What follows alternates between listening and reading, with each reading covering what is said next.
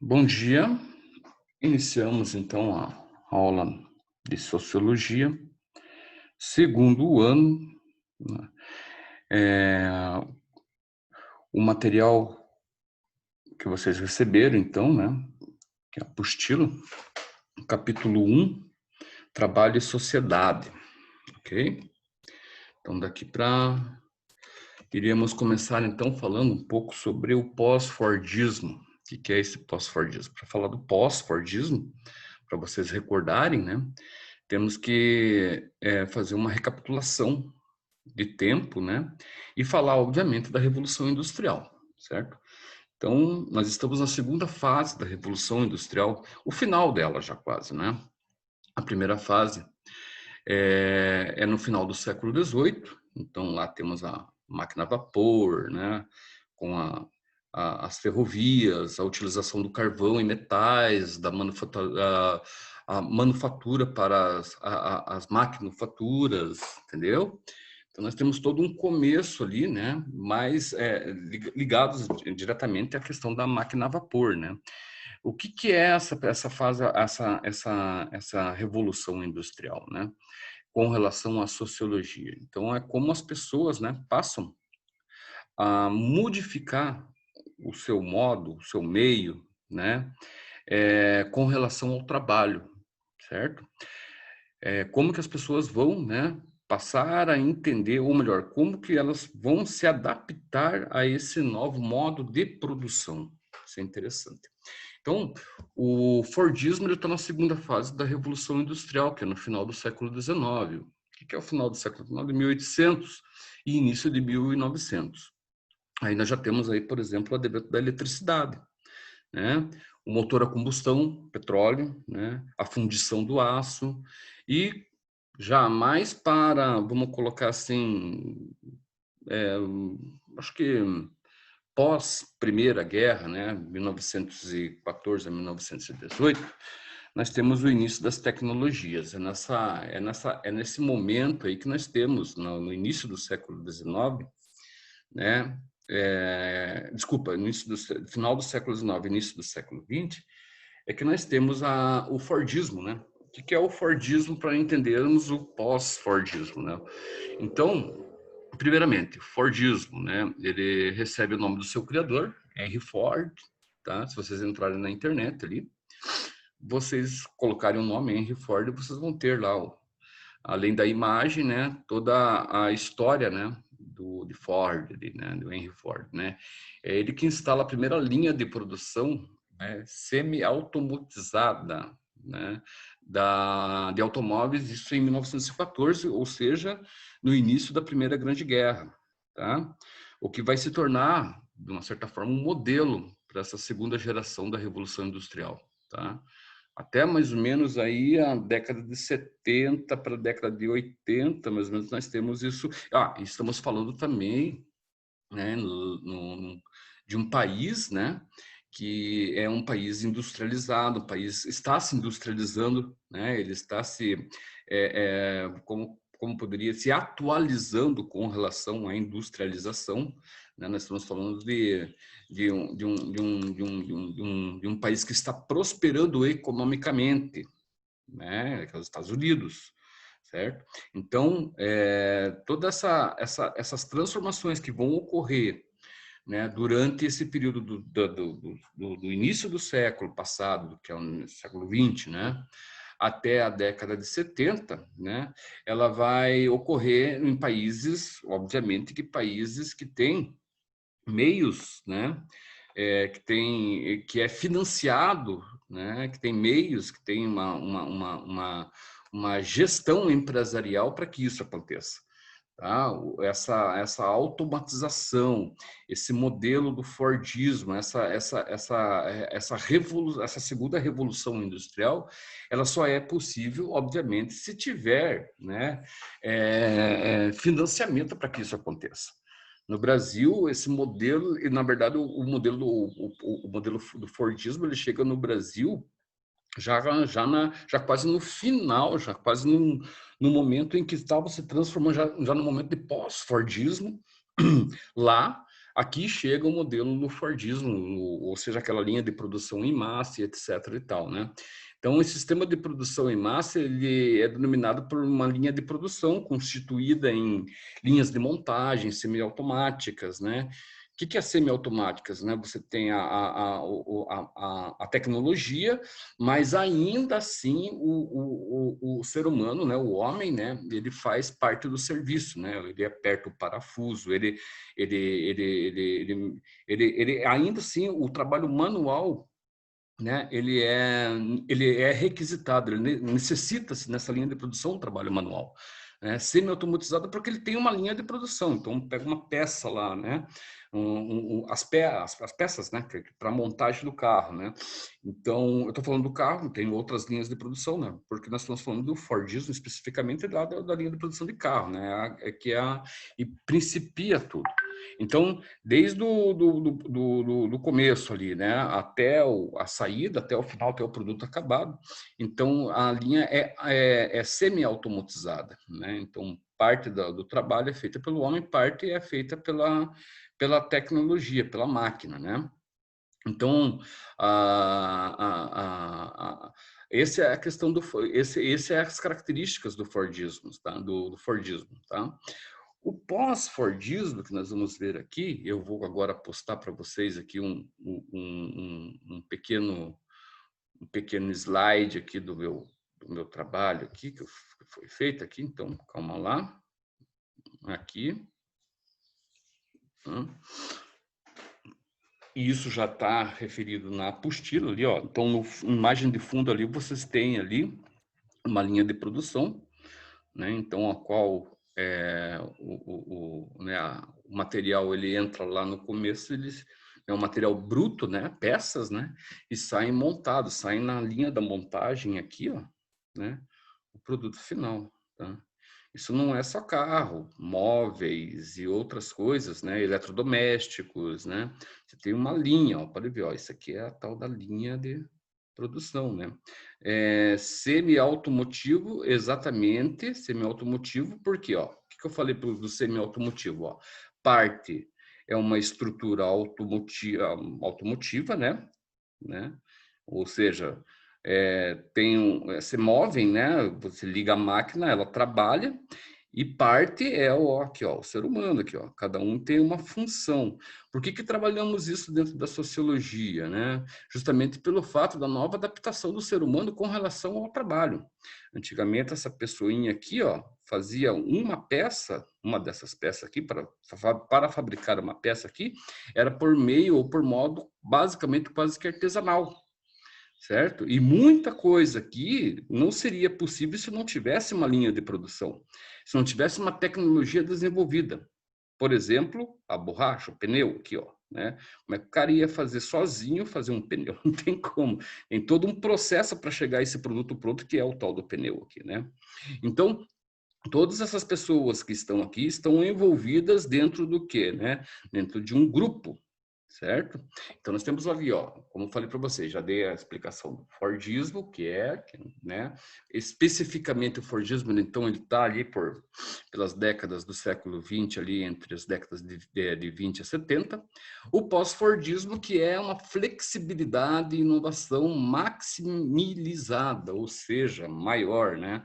Então, o que acontece? As transformações que ocorrem ou vão ocorrendo né, nessa linha de produção em massa, né, elas vão se tornando cada vez mais tecnológicas, né? A tecnologia vai cada vez mais, né, se fazendo parte desse processo, né, dessas transformações, tá? E para onde é dirigido isso, né? Para onde é dirigido toda a produção? Aqui, ó, mercado de massa consumista. Lembrem que nós estamos numa fase do capitalismo, né, também bastante avançada.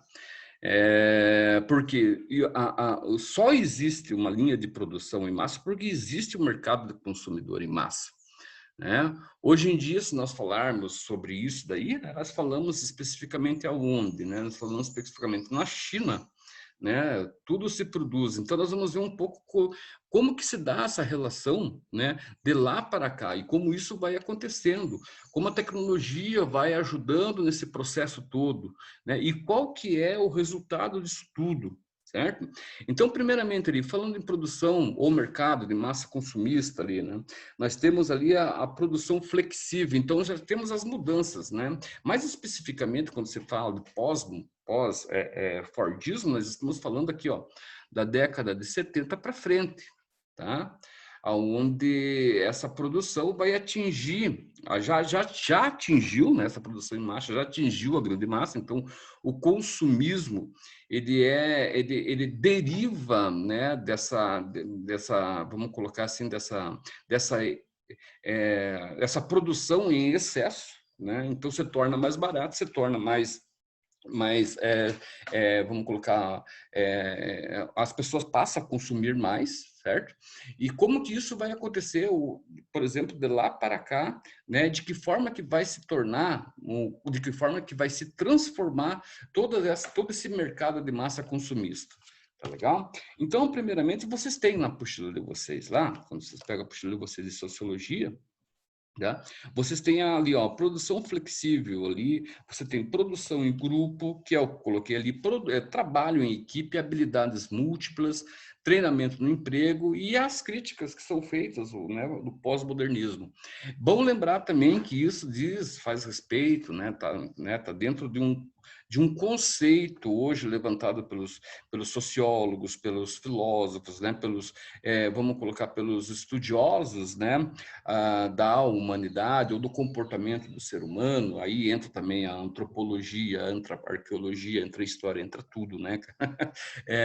É bom lembrar que isso faz parte, nós estamos vivendo uma sociedade aí, daqui para cá, do século XX para cá, uma sociedade denominada como a sociedade 4.0, né? Da onde que vem a sociedade 4.0? É bom, eu não coloquei aqui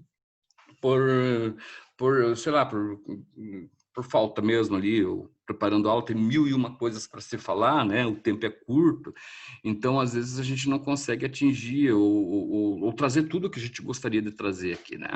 Mas por que eu não coloquei? Bom, pelo fato de realmente eu esqueci, mas então vamos ver lá, né? Isso diz respeito ao comportamento do ser humano em seu meio e em seu modo de produção, né? A sociedade 1.0 ela vem lá do princípio lá, né? Lá quando os homens eram nômades, né? O nomadismo, onde ele caçava e pescava, era uma forma, né? De sobrevivência, né? Uma forma de sobrevivência que perdurou por milhares de anos. Posteriormente, nós temos uma sociedade denominada como 2.0, que é uma sociedade que se sedentariza, ou seja, ela domina os meios, né, e os modos de produção, né? Ela domina a natureza, ela passa a cultivar, ela passa a entender, né, que ela pode transformar o espaço, o seu meio e seu espaço físico, legal? Domesticação de animais, etc. Sociedade 3.0, a sociedade lá da Revolução Industrial, da primeira Revolução Industrial do século XIX, como eu acabei de falar para vocês, né? A Revolução Industrial lá, né, que tem suas características, né, no vapor, né, máquinas a vapor, né, como, por exemplo, as locomotivas, né, e a sociedade 4.0 especificamente é essa sociedade que eu estou apresentando aqui. É uma sociedade que, de uma certa forma, ela regula entre o nomadismo e o sedentarismo, né? Por quê? Porque ela vai se estabilizando, ela vai se confortando com a forma em que o mundo vai se transformando. Tá? Ela é o resultado desse processo. A nossa sociedade, hoje alguns falam que a nossa sociedade, por exemplo, é uma sociedade que é 5.0, né, ultra inteligente, pelo fato de existir uma tecnologia, mas não significa especificamente que o mundo, né, acompanha tudo isso. Temos lugares, por exemplo, no mundo, né, que a tecnologia ainda não chegou, né? Países como, por exemplo, países que estão se tornaram recém-independentes na década de 70, 80 do século passado, né? Que aí na África, né, no continente africano, que ainda, né, sofrem ou ainda permanecem, né, há pelo menos aí uns 50, 60 anos, né, atrás aí, né, de um país hoje considerado como um país de primeiro mundo ou um país de segundo mundo, como é o caso do Brasil, né, onde o celular ainda não chegou. Isso não precisa nem sair daqui. Se você for em algumas regiões do Brasil mesmo, isso também ocorre. Tá legal? Então, o que é essa produção flexível dentro desse mercado de massa consumista lá, né? Então, nós temos lá na apostila de vocês, sim, é bom lembrar que a apostila eu tenho que usar mesmo, tenho que fazer uma referência a ela, eu tenho que usar trechos dela, né? Porque alguns pais de aluno, né, na verdade, pediram, né, para que isso acontecesse, para que houvesse uma espécie, né, de um tutorial não exatamente, mas espécie onde que o professor está. Então, ele está aqui, ele está falando de produção flexível, então ele está aqui, ele está falando de grupo, produção em grupo, então ele está aqui. Então, eu sou obrigado a fazer isso, vamos fazer, então, né? Então, no segundo parágrafo ali, né, você tem, na verdade, um pouco antes ali, né, no primeiro parágrafo, ali, na metade do primeiro parágrafo, você tem uma explicação, uma breve explicação a respeito do que é uma produção flexível. O que é uma produção flexível? Ó, pela ideia de uma produção flexível ou especialização flexível, pequenas equipes compostas por empregados altamente profissionalizados utilizam técnicas de produção inovadoras, né? E novas formas de tecnologia para produzir quantidades menores de mercadorias que sejam mais individualizadas, do que as que são produzidas em massa, né? É aquela questão de qualidade, né? Não é verdade? A questão da qualidade. Essa produção flexível está ligada diretamente a uma empresa que oferece uma qualidade melhor de um produto, né, que ela industrializa. Né? Então, não é o grande número. Por exemplo, vamos fazer uma suposição. Você tem lá uma camiseta, certo? Uma camiseta que é produzida numa linha de produção, né? Ela é feita numa linha de produção para consumo em massa. Então, ela custa um valor X lá, ela custa R$ 10 a camiseta, um valor onde todo mundo pode pagar, né? Então, ali você tem ao mesmo tempo uma empresa que produz uma outra camiseta, né, com uma qualidade melhor de tecido e que custa mais caro. Tá? Que atende um público um pouco mais exigente, com uma outra classe social, e assim vai, até você chegar no top dos tops, né? De uma camiseta de 10 a uma camiseta de R$ 100. Né? Por quê? Porque a produção é específica para um grupo. Então, essa é a tal da produção flexível, né? Há também outras formas de interpretação de produção flexível. Veja lá no segundo parágrafo, então, que vocês têm, olha lá. À medida em que os segmentos do mercado de consumo procuram tipos específicos, como falei para vocês, né, de mercadoria, a especialização flexível permite às empresas diversificarem sua linha de produção para atender essas necessidades. Então, é como eu estou falando, tem um público, né, que é um público específico, né, que vai consumir aquele determinado produto e não a grande maioria.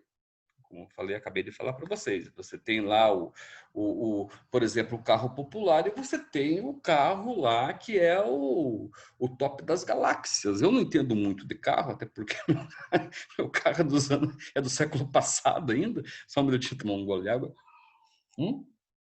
Mas, né, eu vou dar um exemplo aqui bem tosco, né, da minha tosqueira de entender carros, né? Vamos colocar um carro Ford Ka, pode ser? Não sei, nem sei se existe, mas tá, Ford Ka, né? Eu sei que existe, mas não sei se está na linha de produção, ainda estão produzindo. Vamos colocar um carro Ford Ka, que é um carro popular, e vamos colocar lá como eu falei, né, uma Ferrari, né? Por exemplo, nesse pensamento aqui de uma produção flexível, aqui nós temos, por exemplo, acho que a própria Ferrari ou a Lamborghini, né? Eu não sei muito bem, mas isso daí é coisa que eu escuto no churrascos de amigos que entendem de carros, né? Mas parece-me que a Ferrari ela tem uma produção, ela fabrica não sei a quantos a cada ano ou a cada 10 anos, não sei, mas ela fabrica um número X de Ferraris, né? que é lá, vamos colocar, fabrica 100 Ferraris, né, ali no ano. Essas 100 Ferraris, elas têm que ter um cadastro, né? As pessoas são cadastradas que querem esse produto e podem pagar, obviamente, é que custa uma fortuna, né? Ela é quase sorteada, né? Aquilo lá, né? Então, ou seja, atende um público específico, é uma produção flexível que atende um grupo específico. Não é qualquer um que vai comprar uma Ferrari que tem uma tiragem de cópias de 100 Ferrari só. Aquela Ferrari foi produzida em 2020, ela tem só 100, né? Quem tem só 100 pessoas no mundo é que tem essa. Então, isso é um comportamento que mais tarde nós vamos ver na sociologia, né? Como que as pessoas, né, elas estão, né, nesse mundo e como que elas entendem isso, de que forma que a produção, tá, interfere de uma certa forma, na vida das pessoas. Eu digo na vida das pessoas, de todas as pessoas, né? Porque a pessoa que compra é uma coisa, olha, ela tem um status, ela tem um certo status para ter aquela Ferrari, né? E as pessoas que não conseguem comprar admiram aquele status. É muito doido isso é filosofia. Admira aquele status e, de uma certa forma, né, elas querem ser aquela pessoa que tem uma Ferrari, né? Né? Então, é aquela coisa lá, né, por exemplo, a quem está assistindo essa aula ou quem vai assistir posteriormente, né, vocês já viram lá, por exemplo, lá um carro, por exemplo, estacionado, ou um carro lá, né, numa feira de carros, né, que tem lá nas cidades, nas grandes cidades, lá de repente vai muita gente ver e muita gente tira foto lá com a Ferrari de 2020, que só tem 100 cópias, só tem 100 produtos, né, só tem 100 delas no mundo, né? E posta a imagem aonde? No Facebook, né, cara? Eu quero me adentrar um pouco mais nessa questão mais, né, da psicologia filosófica, do pensamento, né? E como as pessoas e por que as pessoas fazem isso. Então, é para isso que eu estou dando essa aula aqui, né? A questão da linha a produção em grupo ali. Então, na produção em grupo, nós temos uma produção em grupo e é, às vezes, utilizada em combinação com a automação, ou seja, com uma fábrica automizada, né? Com a tecnologia dentro dessa fábrica, né? A produção em grupo, ela consiste especificamente nisso, né? A relação do homem com a tecnologia, né? Como forma de reorganizar o trabalho, tá?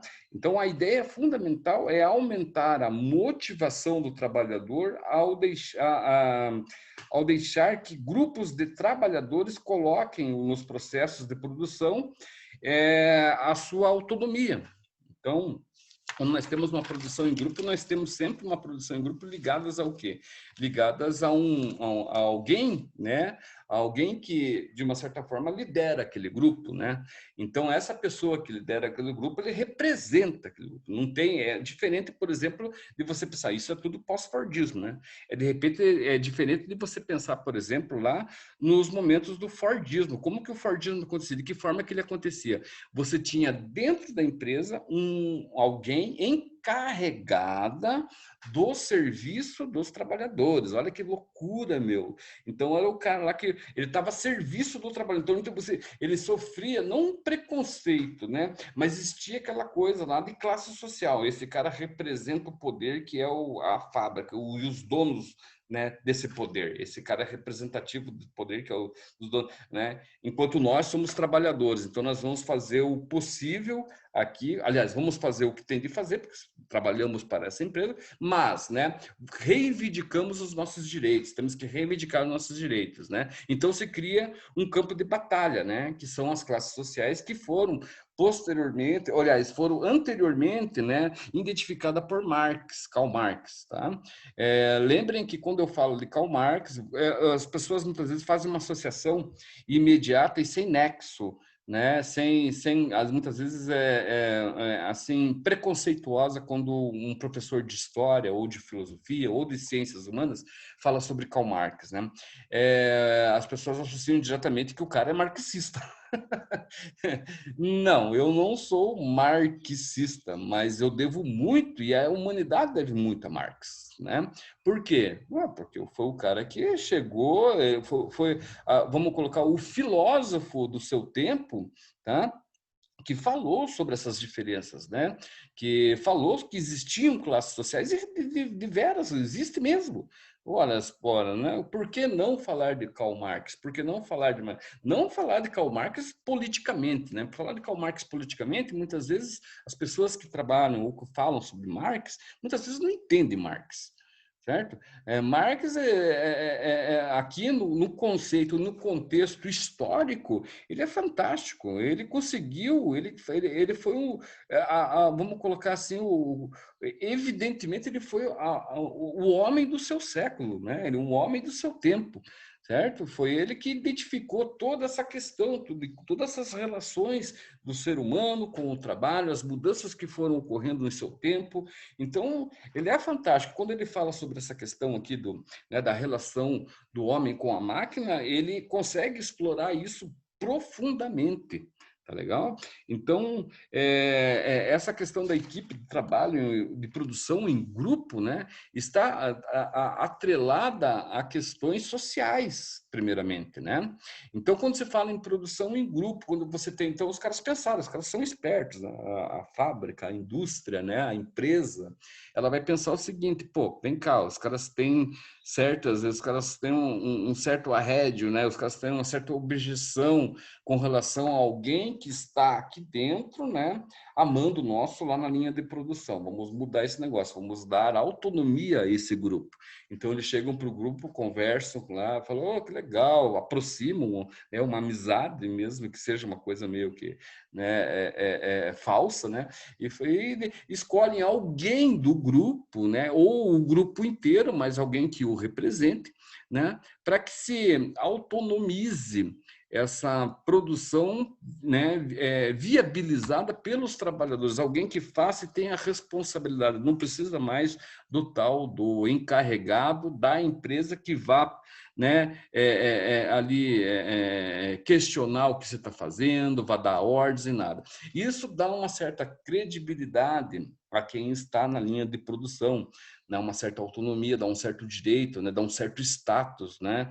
Eu não estou a serviço, eu trabalho para, né? Aliás, eu não sou mandado mais, né? Eu tenho uma relação de amizade agora, né? Então nós vamos ver, bom, nós não vamos poder ver isso, melhor dizendo, né? A questão do trabalho em equipe, a questão das habilidades múltiplas, de treinamentos no emprego e nem das críticas pós-Fordismo. Mas fica aqui a ideia e a aula, né, sobre essa questão, essa relação dos modos, né, dos meios e modos aqui, né, as mudanças, né, da organização do trabalho, de produção, do capitalismo, tá? Para vocês olharem um pouco aqui, né, e terem mais ou menos uma noção do que nós veremos na próxima aula, que é a questão das mulheres e o trabalho, que eu acho que é uma questão assim importantíssima, né, e bacana de se trabalhar, de se ver, tá legal? Então, próxima aula, que é na próxima terça-feira, nós trazemos essa temática, se vocês quiserem dar uma olhada, quiserem já ir adiantando alguma coisa, seria interessante, até porque quem for participar aqui da aula, aqui, né, ou quem for mandar ali pelo YouTube uma pergunta ali, já tem uma noção ali, né, a respeito do contexto ali, né, do material ali, da apostila de vocês ali, tá bem? Então, tenham um bom dia e até amanhã.